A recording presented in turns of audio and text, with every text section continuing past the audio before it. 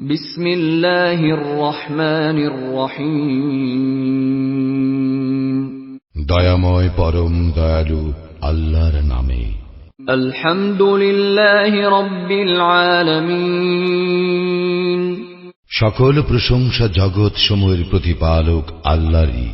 আর রহমানির রহিম। যিনি দয়াময় পরম দয়ালু।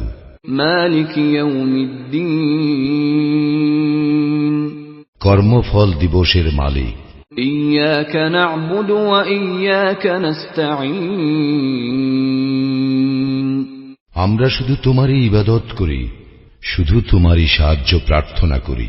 ইহদিনাস সিরাতাল মুস্তাকিম। আমাদেরকে সরল পথ প্রদর্শন করো।